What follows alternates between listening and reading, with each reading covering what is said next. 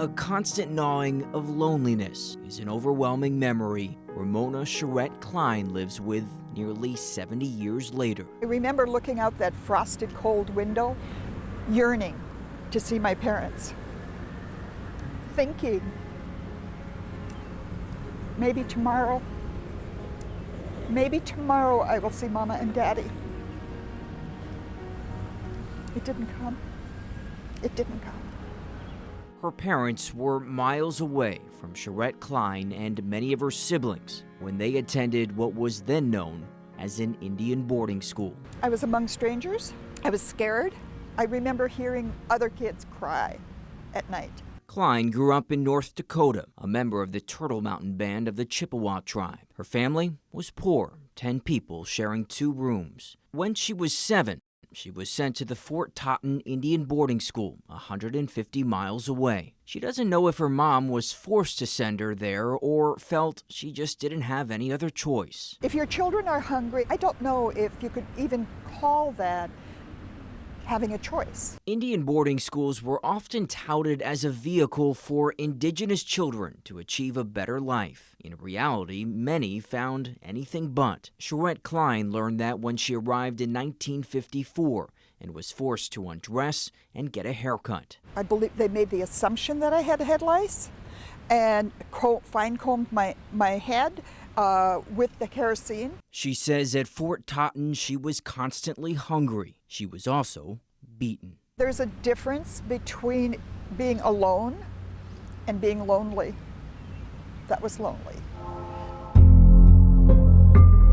The federal government ran Indian boarding schools for 150 years until 1969. One of the goals, as described by one of the founders, was to kill the Indian and save the man. It was cultural assimilation. Some children had to change their name and do manual labor, and some were abused. To me, it's like dehumanizing. Myrtle Driver Johnson attended Haskell Indian Institute in Kansas for 5 years in the 1950s and 60s after growing up an orphan in Cherokee, North Carolina. The Eastern Band of the Cherokee Indians is located here. Her experience was different from Charette Klein's. She says that on balance, it was positive. But she says the school discouraged her from speaking Cherokee, her native language. In her own way, she resisted. When her back was turned, I spoke Cherokee again.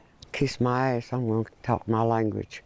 You know, that's mine. Many children, though, ended up losing their native language. The long-term impact of that was that the Cherokee language almost disappeared here in this part of North Carolina. The community is trying to bring it back. This is Bo Lasia, speaking Cherokee. He works at the New Kidawah Academy in Cherokee, North Carolina. The school teaches English and Cherokee. One of the reasons the school started was because the number of people locally speaking Cherokee fell to just around 400, according to Lasia. If you don't have the people here to share with you where this come from, why this is important, it gives you no sense of being of where you are, who you are. I could be a very determined person. Charette Klein knew who she was before she even reached the age of 10, refusing to cry when she was beat. That determined child got me to where I am today, because I won't let them take my dignity. I just won't.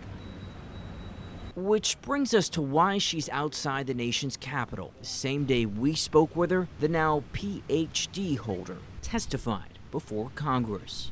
Being in that boarding school was the loneliest time of my life. It has made it difficult for me to trust other people, including people on this committee. The person the federal government once tried to quiet is now speaking louder than ever.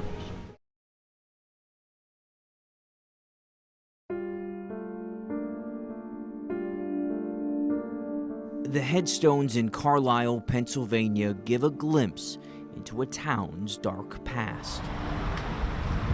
The dates of death came all too early, graves marking a child that spent little time on Earth. It's a forgotten piece of history, and glossed over for sure. More than 150 children lie in the Carlisle Barracks Post Cemetery. Many of them were students at the Carlisle Indian Industrial School, which closed in 1918. Many children died from diseases like tuberculosis. The one commonality is they never returned home. He is so beautiful. Oh, God, it brings tears to my eyes. Loretta Webster is the cousin of Paul Wheelock. In 1900, Paul died at 10 months old. At the time, the school said he took a severe cold, which settled in his throat and lungs, from which he slowly pined away. This is the only known photo of him. Kara Artman is another cousin of Paul's. He was a beloved child who was born here by parents who got a lot out of Carlisle and found the benefits of Carlisle. Paul was too young to be a student. He was the son of Dennison Wheelock, who was a graduate of Carlisle and the school's highly accomplished band leader. Dennison actually went on to become a lawyer and a leader in the community and went so far as to even argue a case before the Supreme Court. While Paul was thought to have a positive experience in his short life at Carlisle, many children coming from tribes around the country did not.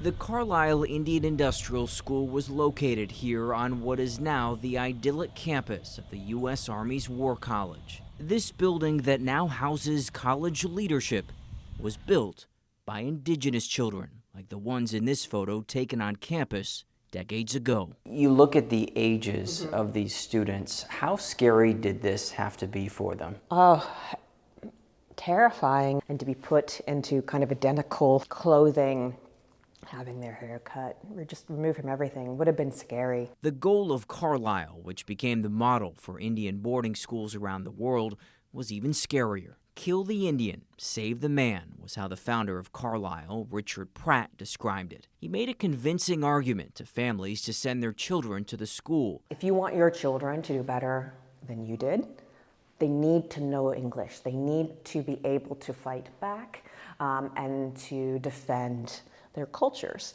Kara Curtis is the archives director at the Cumberland County Historical Society and says many students had success stories at Carlisle. The school had a nationally known athletic program. Its most well-known graduate was Jim Thorpe. He's an insanely good athlete. Modern football is basically created at the Carlisle Indian School. But while there was triumph, there was also much pain. Curtis says children were forced to do manual labor, were physically abused, and were prohibited from speaking their native language. While some students were sent to the school by their families, others were forced to attend by the federal government. Some students didn't see their families for years. What should Carlisle be remembered as?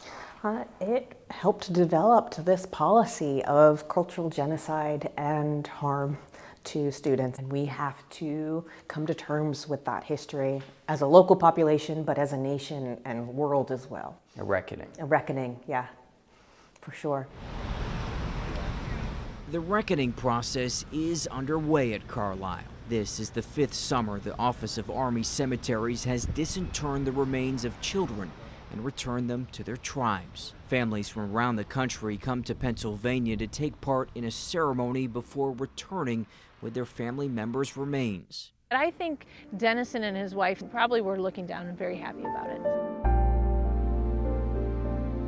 122 years after his death, Paul Wheelock is at the Oneida tribe in Wisconsin, buried on land where his family lives, a family that did not even know he existed until a few years ago. There are going to be some people who watch this and say, is it too late? Did this come too late? No, it's not for us, not for our family. No, it's not too late at all. It's never too late to return a child home to their homeland.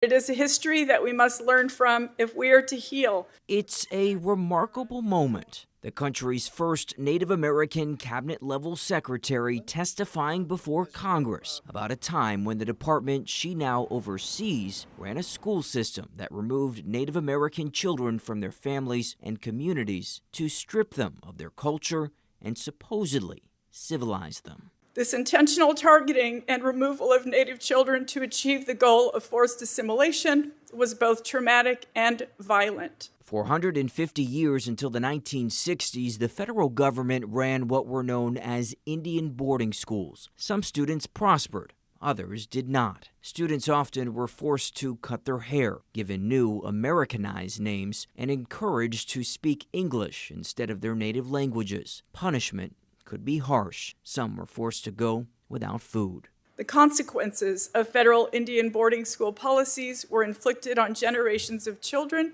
some as young as 4. After hundreds of potential graves at former residential schools in Canada were discovered last year, the Department of Interior, under the Biden administration, launched an investigation into the U.S. schools. In the first part of its investigative report released in May, the department found 408 schools run by the federal government from 1819 to 1969. The report found the government collaborated with churches to Christianize schools. It also found numerous marked and unmarked burial sites at schools with the remains of at least 500 children. The department made a series of recommendations, from identifying the number of burial sites to creating a federal memorial to helping revitalize native languages. But it may not end there. We can't change our history, but we need to understand it. Democrat Senator Elizabeth Warren of Massachusetts is pushing for legislation to create a healing commission that would document what happened and acknowledge injustices by the federal government. And describe how, as a government, we're going to do what we can to make this right. You're changed once you hear the truth. Sandy Whitehawk is the president of the National Native American Boarding School Healing Coalition. While the coalition is pushing for an apology from the government and the church, Whitehawk says it needs to be more than that. Anytime you say you're sorry about something, then you have to change what brought you to the point where you had to apologize. In Canada this week, Pope Francis did meet with Native American communities and issued an apology. I humbly beg forgiveness. In the U.S., Secretary Haaland is on a listening tour around the country, meeting with survivors and descendants of the federal Indian boarding school system. The Healing Commission legislation also continues to be pushed by lawmakers, but it's not an overnight fix. We have a lot of pain in our communities, but it's expressed in addiction and other ways of medicating and behaviors that are destructive. And the person ends up they always end up hurting themselves for sure, but definitely the communities, families and communities suffer as well. A legacy that's lived on generations and just now is being addressed. In Washington, Reuben Jones, Spectrum News.